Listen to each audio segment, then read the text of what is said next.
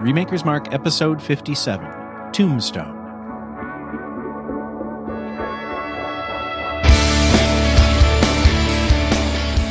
Hello, everyone, and welcome back to Remakers Mark. Here we are in the second part of our 57th episode, where we are discussing the modern-ish, Western, classic-ish Tombstone. With me, as always, are my friends Andy Wicks. Andy, of all the Western tropes, if you will, what is your favorite trope of the Western film? I'm well, thank you for not asking. And Andy, how you doing? I'm well. Great. My favorite trope, I had to think about this one, but I realized that I'm going to go with the town buffoon / drunkard. And being even more specific, I'm going to go back to our episode on The Searchers and reference the character of Mose. All right. Going I like that. Way back. Way on back. How long ago was that? What episode was that? That was in the teens, 20s, probably the 20s. I think Yeah. I'm re-listening to our catalog right now, and I think I'm in the 20s. Jeremy Nilsson, how are you, and what is your favorite trope of the Western? I am doing quite well, and I would say off the top of my head that it would be the classic entering the saloon that happens in basically every Western. Either the bad guy or the good guy creaks open the door, and the whole bar goes from party, honky-tonk fun to everybody stopping and staring as they click their way over to the bar to order a drink or whatever. That just sort of saloon door swing open moment that happens seemingly in every one. The Western equivalent of the record scratch. Yes. I like it. Good choice. Lee Hell's coming with me. How are you tonight, and what is your favorite trope of the Western? I'm good, and I always thought it was interesting to see usually the hero, the main cowboy, can't be part of the normal world. Going back to The Searchers, just like Andy mentioned, the very last shot is John Wayne standing in the doorway as everybody comes in, and this family is reuniting, and he doesn't breach the threshold, and he just turns around and walks away. That's very much a Western trope. The cowboy is sort of a loner, and he can't be part of that world. Nice. Good description, too. I like that. Mark Joesting, how are you, and what is your favorite trope of the Western? I'm fine, thank you. And I'm going to say mustache. One word. Simple. Effective. Little, yellow, different. Newport. Yep. Such mustache.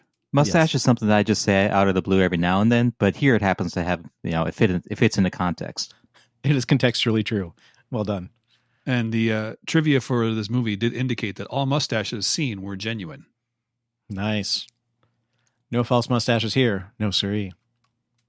My name is Kyle Delahunt. I will be your host again, and I'm going to go with the cowboy traveling an ultra far distance in the blaring heat of the Western landscape and sort of almost falling off his horse and then probably seeing a mirage, but then actually coming upon either a person who helps them or a town or something like that. I just enjoy that sunburnt, chapped lip Western cowboy guy for traveling long distances. You like human suffering.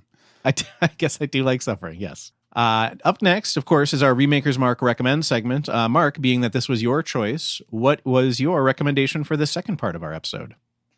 Well, I'm going to boost up an organization that I think really needs our support in these difficult times. The NHL. Because professional hockey is back. At least NHL is back. They paused their season for COVID, as did all the major sports leagues, and they decided to just end their season with that pause and pick up with the playoffs. So here we are in the postseason in the very first round. And, well, I love me some hockey. I missed it, and I'm glad that they're back. Good recommendation. Now we are going to talk a little bit about our next movie before we talk about Tombstone. So, Andy, alphabetically, this is your choice. We've reset from M to A, as we are wont to do. Tell us a little bit about your movie choice. So we decided as a group to focus a little more on, and by focus a little more, I mean focus a lot more on directors of color, minority directors, and highlight some of the movies that they have made. So I will freely admit to a blind spot here of really not knowing much about minority directors out there. So I had to do some Googling, but I found some pretty definitive lists, pretty comprehensive lists. And because I am the first one to go, once again, I'm going to wix everybody else. And I'm going to take what is, I think, commonly considered maybe the best movie directed by an African-American director. And that is Spike Lee's 1989 Do the Right Thing. Yes. All right. Oh my God. I'm so excited. That's what for we're doing next. That was a summer blockbuster too, wasn't it? Yes. Yep. I still man. haven't seen it. I am so excited Yeah, me about too. that. I don't even know if I've seen any Spike Lee films, actually. I probably have, but yeah, this one. So the list that I was referencing was on slate.com, and it's a list. This is called the 50 greatest films by Black directors. And they give a little summary of each film. And in their summary of Do the Right Thing, they finish it by saying, we didn't rank the movies on this list because figuring out numbers 2 through 50 would be too difficult. But there was never any question what movie was number 1. So I thought, hey, let's go big. So Do the Right Thing. Oh man, I'm jazzed for that. That's going to be fun. This one's going to be a lot of good minor character flavor, which is really, really good.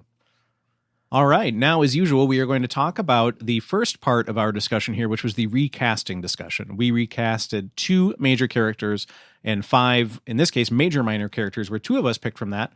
And we're going to do the major characters first, followed by those major minors. So for the major characters, the choices were of Doc Holliday, originally played by Val Kilmer.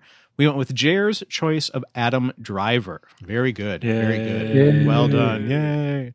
I just want to say, and we talked amongst ourselves a little bit briefly here, but this movie, according to a lot of people, is nigh uncastable, nigh unrecastable, excuse me. But I think we did a pretty dang good job. So I want to give us some props for that. So nice work, gentlemen. Good work. Yeah, agreed.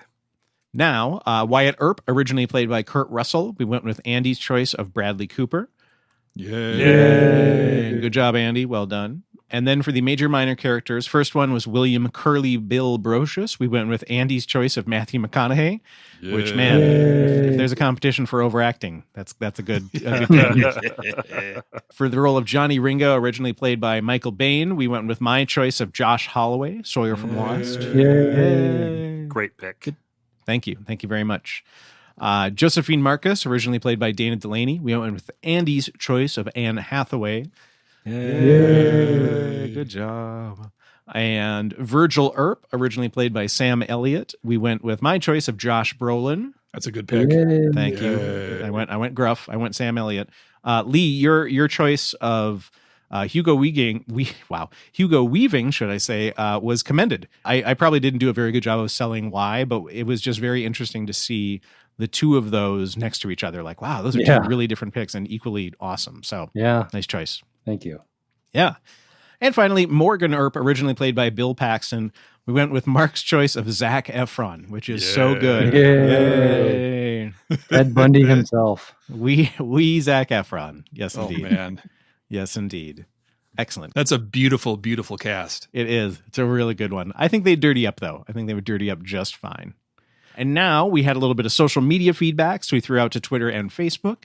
And I got some answers. Matt Lagas said, this is really lame, but Tom Hanks would have been interesting in the role of Doc Holliday, just so I can see him play a less wholesome role and see him actually challenged as an actor. And yes, I've always wanted more Road to Perdition-like roles for him, which is a good call. I agree. I think I like that flexibility and diversity for him. Jeffrey Perky went to our frequent well of De Fassbender and said Michael Fassbender as Wyatt and Tom Hardy as Doc. And then he said, does a Western need to be American actors? If so, Brad Pitt for Wyatt and Matt Damon as Doc. So I think those. I like Damon as Doc, actually. If our cast could have been out beautifuled, this is the only way to do it. That's true. Fassbender, Hardy, That's true. or Pitt and Damon. Come on. That is no small feat, but it would have done it, yes.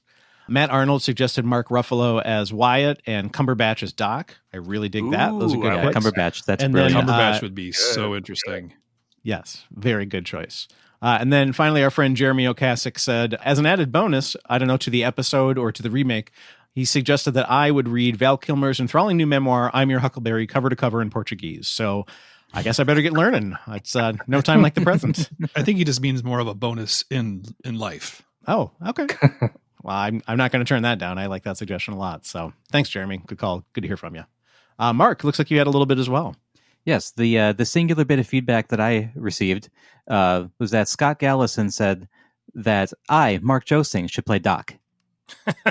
Yay. Yay. And then, Jer, you had a little bit as well? Yep. Christopher Bates said Donald Glover as Doc Holliday. Yeah. Standout left field kickball player Matt Rogie said Norman Reedus performs the entire movie as a one-man play. Ooh. Hmm. Dang. I like that one. That's bold. Not standout kickball second baseman Emily Schmidt said Sam Elliott, Kurt Russell, Val Kilmer, and Bill Paxton. And then when I explained that Bill Paxton was dead, she said Norman Reedus could take over for Bill Paxton and everybody else would stay the same. Martin Krutzman said Kevin Costner, Dennis Quaid, and Michael Madsen in the main roles. Wow. Is this a time-traveling Tarantino Tombstone? Like, that's very interesting. That's the cast of Wyatt Earp, which came out just after Oh. Tombstone.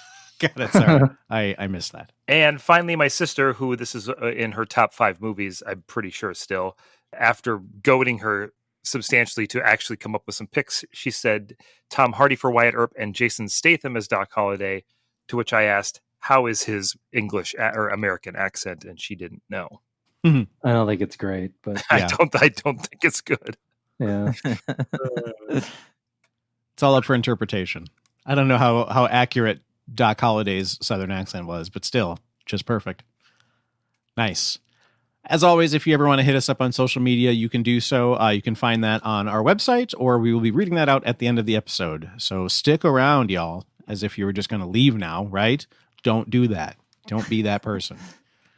Up next, we are going to switch to what part 2 usually consists of, which is discussing the plot, tech, and filmmaking changes of the film, what we would appreciate, and just kind of a discussion of the film as a whole.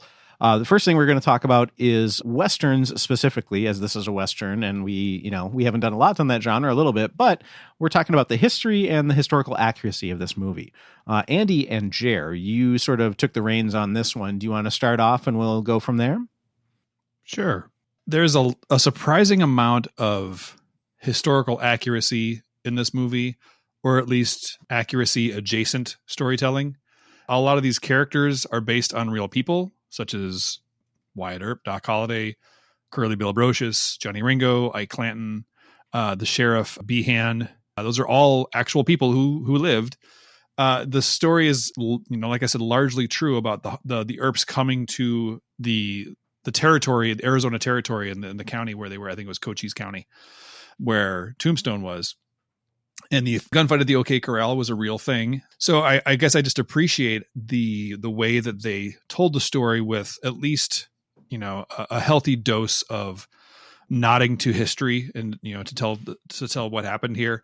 Obviously they go off on a little bit of a artistic license, but there's actually a Wikipedia article that's simply entitled Earp Vendetta Ride, which is talking about the kind of the third act of the movie, when starting with Wyatt Earp killing one person at the train station as his brothers are leaving town. That's based on a true event.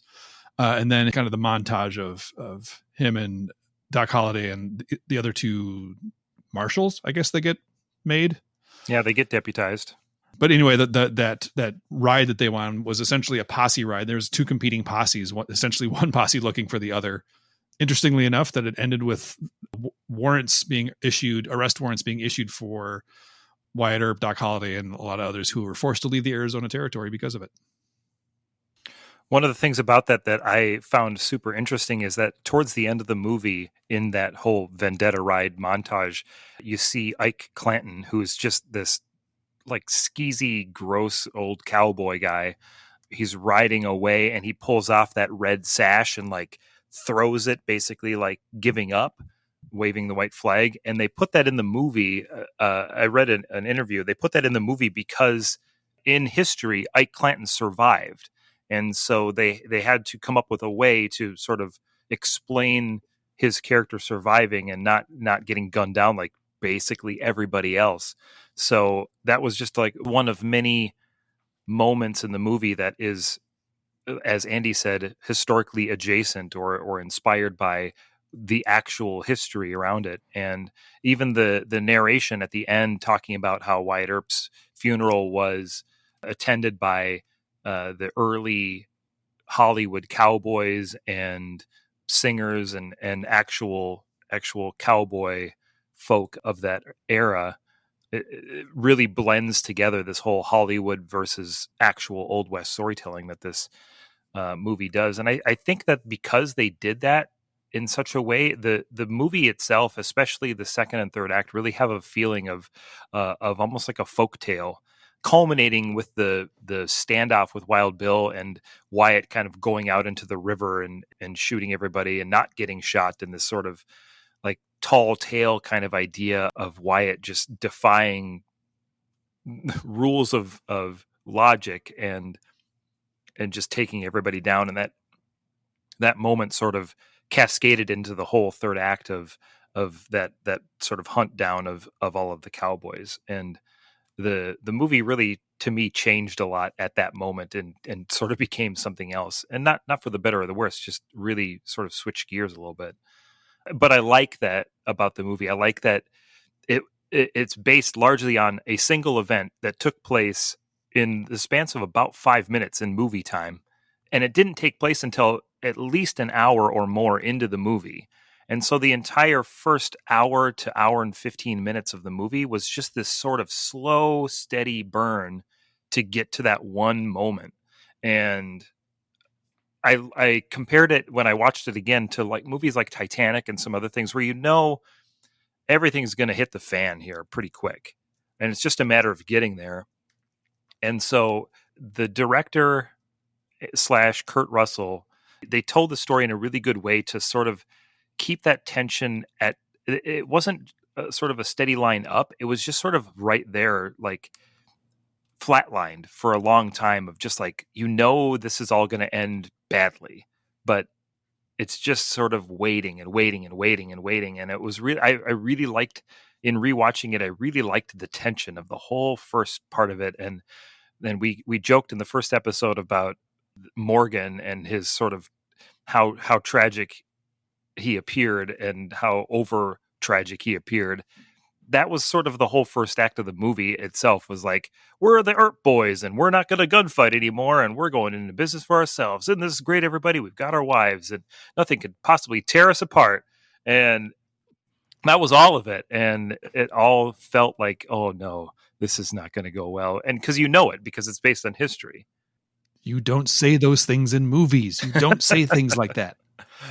I like that they made Ike kind of sniveling and kind of cowardly throughout the movie, so that him, in the first couple shootouts, like he surrendered or tried to surrender, like he thought he was all that, but then, really didn't kind of show up that way. So him sort of tossing the sash to the side made sense for that. Like it wasn't against the character. So I mean, like even in the truth of that, they took what that truth was and then made wise choices throughout the movie to build up to that ultimate choice towards the end.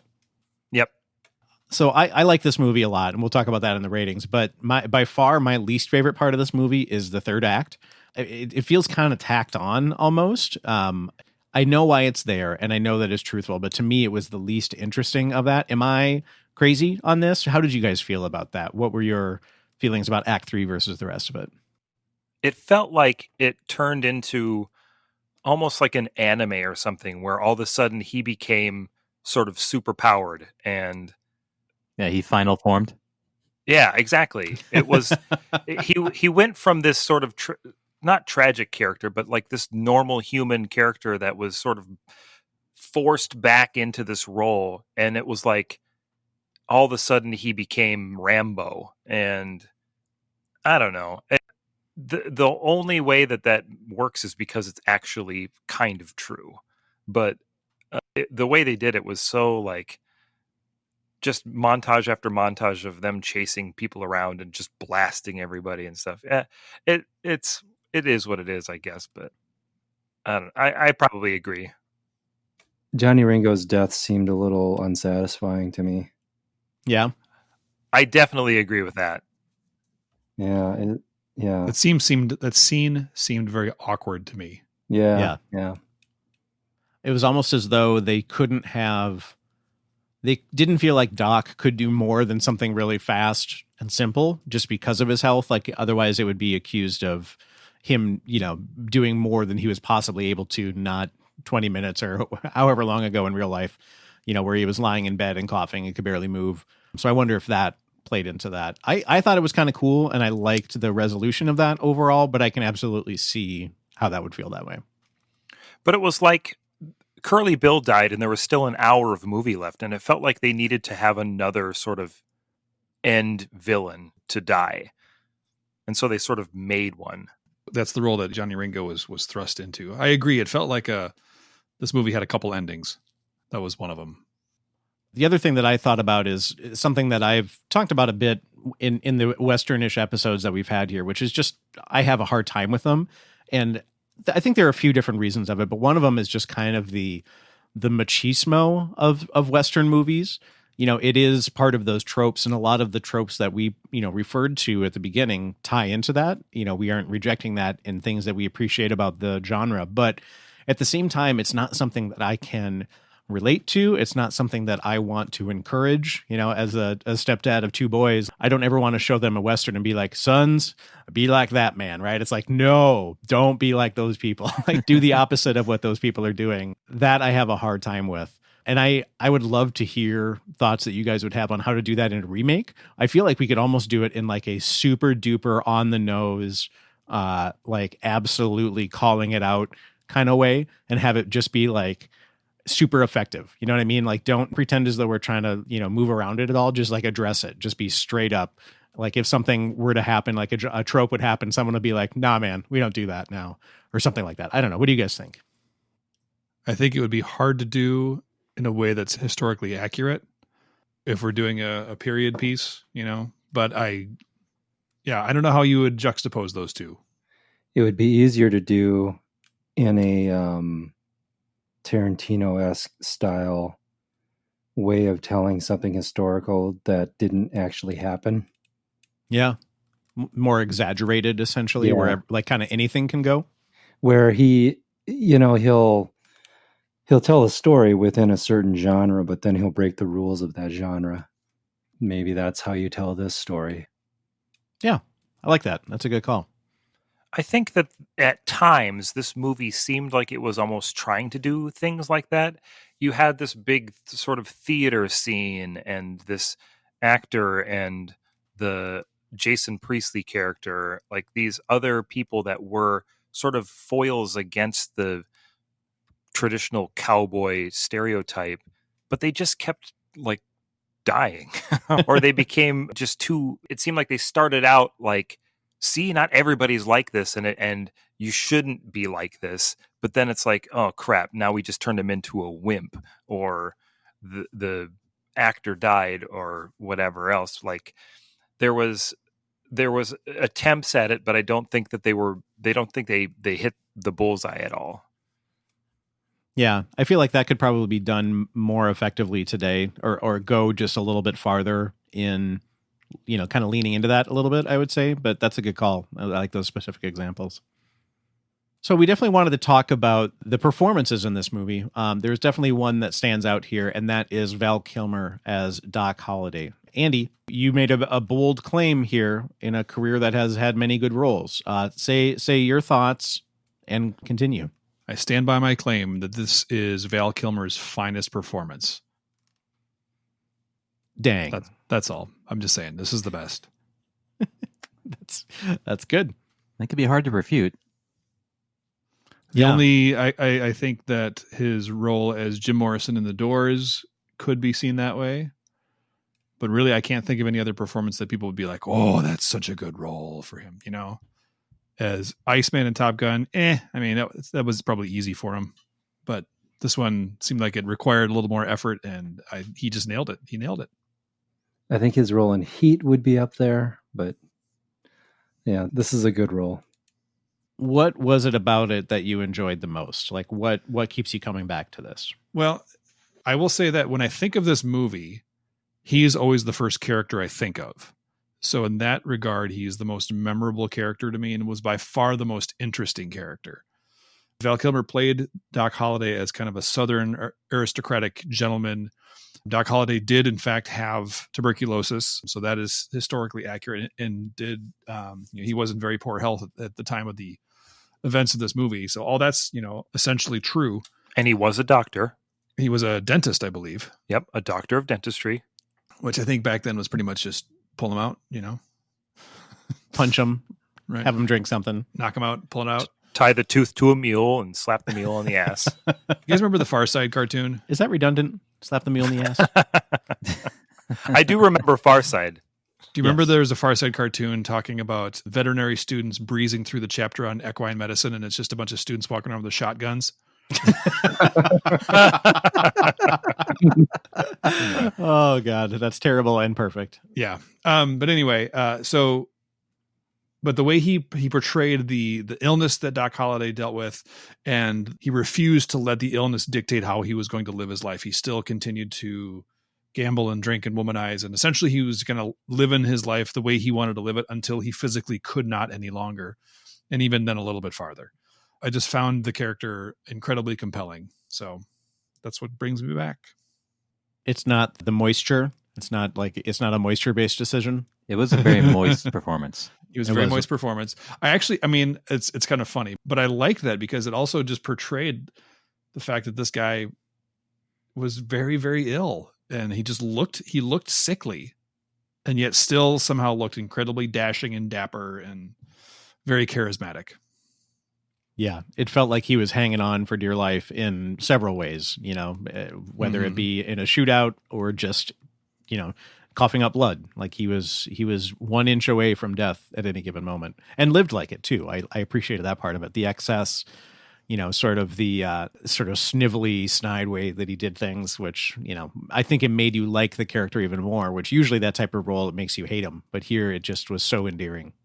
It was like he was in a race with the tuberculosis. Like he wasn't going to let the tuberculosis kill him. He was going to die in his own terms. So he was trying to beat it in that regard. I think my favorite scene of his is the very awkward moment when Johnny Ringo tries to show off his gun handling skills with this little weird display in the tavern. And Doc Holliday responds in kind by doing it with a little whiskey glass that he's got in his hand, just to kind of, he's essentially just making fun of the whole charade and realizes how ridiculous it is. And I found that scene really, really interesting. Well, and it's smart because it also diffuses the situation. You know what I mean? Totally. Like it was such a tense situation, and he angered Johnny Ringo, but everyone else was like, all right, now I suddenly see the absurdity of this, which, the West is full of absurdities, but that kind of like broke the tension a little bit in a way that I thought was really cool and really effective. So it was a smart choice, even if it was informed by kind of being a dick. It was a good choice nonetheless. I think one of the things that separated Val Kilmer from the other actors, especially Kurt Russell and Powers Booth and some of the other sort of main characters, is that Kurt Russell was playing a cowboy. Either you're this, you're a sheriff, you used to be a sheriff, now you're trying to settle down, blah, blah, blah. He's trying to play sort of this real person, quote unquote. And I feel like Val Kilmer was just like, I'm going to play a character. And he created this character and like just went totally all in on it. And so it's just this characterization of this person. It elevated so much higher than everybody else because everybody else just was sort of playing cowboys and he was playing this character.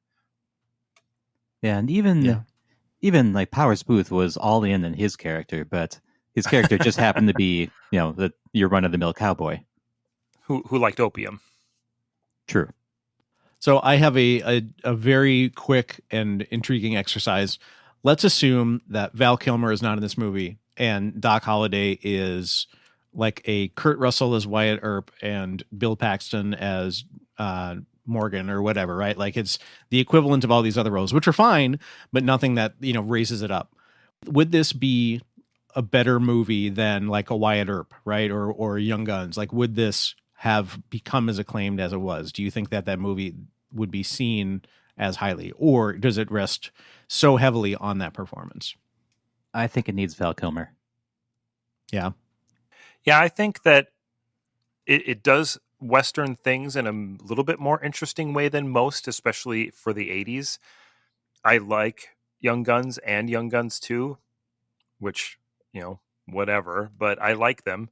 This to me is a better movie than those, but you take Val Kilmer out and it falls back into the pack or even below the pack of Young Guns 1 and 2, which we could have a whole conversation on those and how they rest so much on Emilio Estevez being completely off his rocker playing Billy the Kid in those. But yeah, I think that I agree with Mark. It's a lot of Val Kilmer making this elevated. Okay, just checking. Don't have any like time travel plans or anything to go and remake the movie, even though that is what we were discussing here. Really, this whole podcast has been a plot to get to exactly this point so that I could determine if this was the case. Now that I know so, I'm going to act terribly. Muhaha. So, enough about this Val Kilmer chap. I would like to talk about Michael Biehn. I really like Michael Biehn overall, and I touched on this a little bit in the first part, which was the thing that I liked about Michael Biehn is that he always played kind of second fiddle to the capital A action stars in his movies, whether that be Arnold Schwarzenegger, Sylvester Stallone, right? He was in lots of action movies and big action movies, but he was never like the main guy. Rather, he brought humanity to it. And I just felt like Johnny Ringo had none of that. It felt like Michael Biehn got a series of bullet points and didn't fill anything in between those bullet points. It was like, knows Latin. Great. I'll have a monologue on that. Can move guns really quickly. Okay, I can do that. Great shot. All right, we can make that work, right? It's like there was nothing kind of filled in there, which I thought was really a bummer because I feel like Michael Biehn had an opportunity. I just think like it could have been better. And then, I think a lot of that was in the lines of overacting. And I'm wondering if, like, what is the patient zero of overacting? Does everyone start overacting when one person overacts? Because it's like, well, that guy's really overacting. Am I underacting? Or like, if one person is overacting, everyone else is like, well, I guess I have to do that too. Like now that's the bar. Like, what am I doing? Like, do you feel like that is the case, or was that just the director going for it, right? Like, or kind of following on the Western trope things? What do you guys think about that? I think the overall style of acting in any movie always can be traced back to the director, because you could get, one actor who is known for their very subtle performances show up in another movie that just their performance seems completely over the top. And it's, well, that's what the director was telling them. So it can always be traced back to the director. Yeah, I'd agree. Just look at the Star Wars prequels. Indeed. Wow. Citing serious precedent. Good job. Is that overacting or underacting? It's somehow both at the same time. Yeah. It's so true. It's lack of acting. Yeah.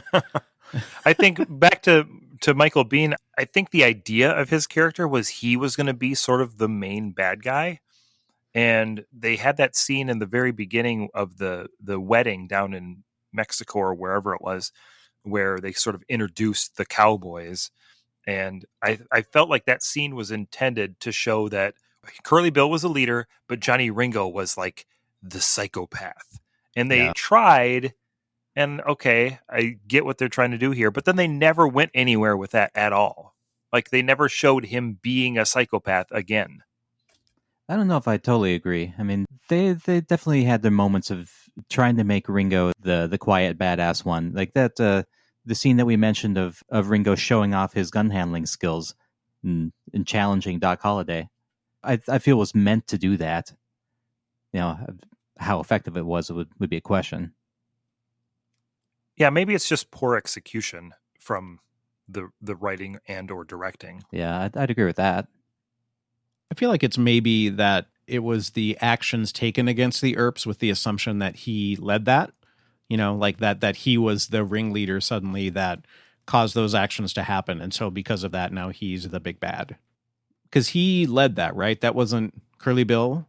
Curly Bill was gone at that point. Am I remembering that right? Are you talking about when they were playing pool and Morgan got shot? Yeah, I mean, like essentially when they start hunting down the boys. Yeah. No, that was pre Curly Bill dying. Oh, okay. Sorry. Never mind then. My bad. It was the murder of Morgan that essentially spurred on the Wyatt and the others to go on the Vendetta ride. Got it. Which is also, by the way, my third favorite ride at Disney World. The Earp Vendetta Ride. I remembered something that always frustrates me about this movie. So Virgil goes and gets deputized because he just can't stand to see all of this this lawlessness and whatever, and all of the abuse that the cowboys are putting on this poor town. And then Morgan, because you always back your brother's play, goes and gets deputized with him. But Wyatt said we shouldn't get involved and we're just going to be casino dealers. Why didn't Morgan back that brother's play? Morgan. I guess you go the elder. Because Morgan's a wimp. Yeah. I'm guessing it was because Virgil was the older brother. Yeah, living your life by back your brother's play is tough when you have two brothers, I guess. And actually, he had 4 brothers, but 2 of them don't make the movie. They made poor choices in backing a brother. And how do you say no to Sam Elliott anyway? Yeah, I own a lot of pickup trucks because of that stupid guy. Oh, God. Let's talk a little bit about things that frustrated us a little bit in the original. We've certainly talked a little bit, but there were a couple big things that really could have been done better. Jared, tell us about the biggest of those, if you would. I don't know exactly what you're talking about, but for me, the issue that I have with this movie is the issue that we have with many movies that we have talked about over the past, and that is the representation of women in this movie is nigh non-existent. There are women in the movie. Most notably, there are the wives of the Earps, and then there is this actress friend that Wyatt meets and falls in love with. All of them are sidelined for any important pieces of the movie, and the romance between Wyatt and Josephine feels completely tacked on, and it's meant to be this sort of thing at the beginning that kind of pulls him away from his sick wife, and then it's a thing at the end after all of the action is done to sort of close out the chapter to say, hey, and he lived happily ever after, chasing his dreams. Yeah, one of my notes was that if Josephine Marcus wasn't a real person, I would just write out her character. Yeah, they would have been better suited to just not even be in there. But ultimately, I would rather the characters still exist, especially, like you said, Mark, if they are real, and just make them actual people and not sideline them and use them as sort of propulsion for the main characters to do whatever it is that they're doing. So that's the gripe that I have, is once again Hollywood relegating women to be used as sort of tools to get the men to do the cool things in movies. I feel like that would be my least favorite Western trope. If we were talking about most favorite Western trope, the least favorite would be like women and how they are seen and portrayed in movies. Because these are either they're hostages or doting wives or wives waiting for their husbands to come home. Like there's just very little character development. Or saloon girls. Or saloon girls, Mm-hmm. yes. Yeah, don't forget about them. Yeah, agreed. I feel like in the movie they gave Dana Delaney's character, they gave Josephine that, she was the devil. And then, everyone assumes that it's a man. And then she takes the mask off and it's a woman. And everyone's like, whoa, what the heck? A woman did that. And Run sound. Yeah. And then I feel like. Burn it down! How come they didn't shoot her? They tried, just very poorly. I feel like the director's like, great, we got that out of the way. Now let's just have her be emotional support for Wyatt. And that was about it. It also leads to, I think, one of my favorite Doc Holliday lines later when he says, Wyatt, I stand corrected. You're an oak. I love that line. Yes. That particular scene I actually really like because here's this carousing saloon and Billy Zane's character and Dana Delaney's character come in and the whole place stops and it's this standing ovation, like they're popular. They are the it thing in this little podunk cowboy town. And it's like, great. Everybody's acknowledging how talented and like they are popular and they are famous. And she is getting all of the attention because of her abilities. And then it's just like, that's the last you see of that. Yep. Agreed. Yeah.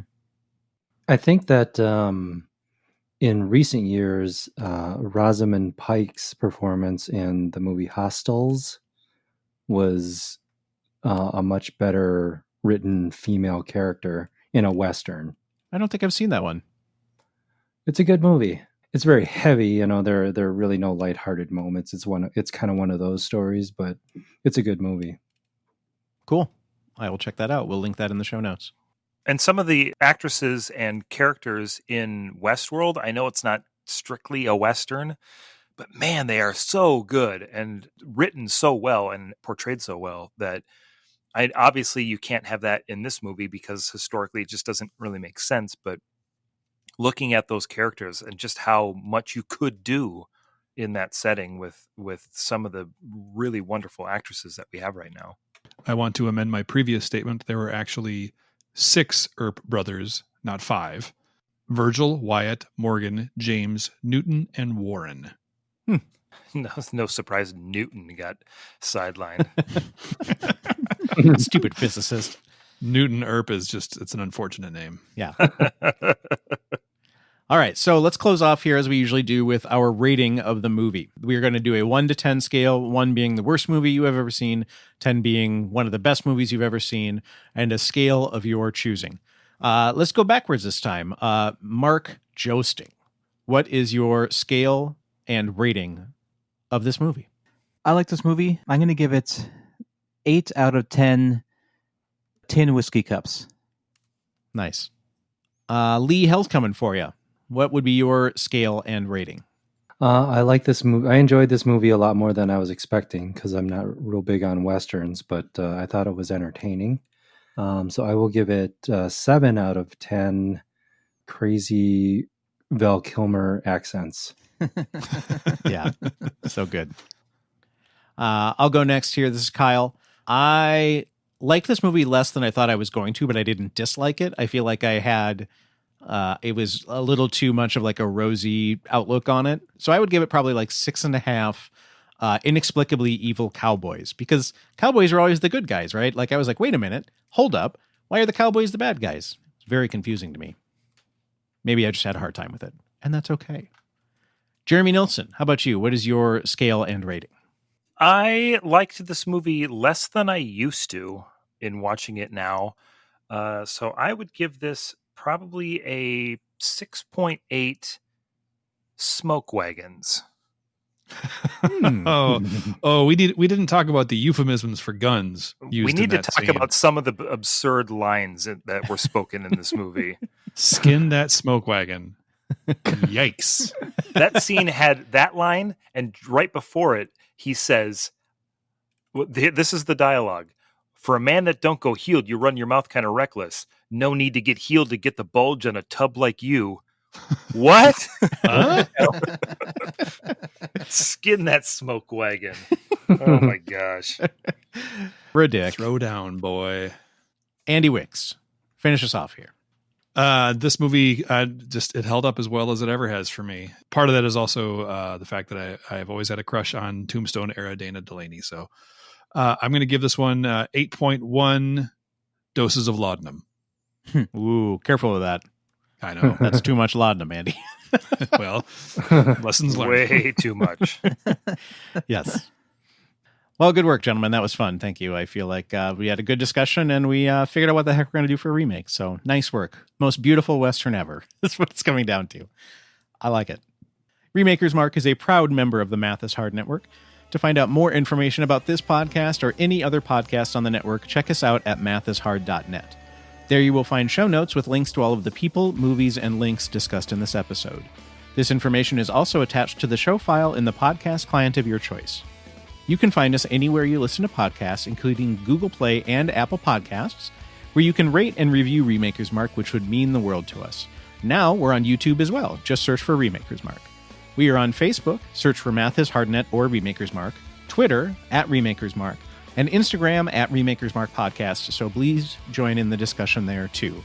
I would say please join. Don't please join. Let's say please join in the discussion there too. So, gents, this was really great. I can't wait till the next time where we're doing Do the Right Thing. That's going to be super fun. Can't wait for that. In the meantime, and until then, may the Force be with you. And also with you.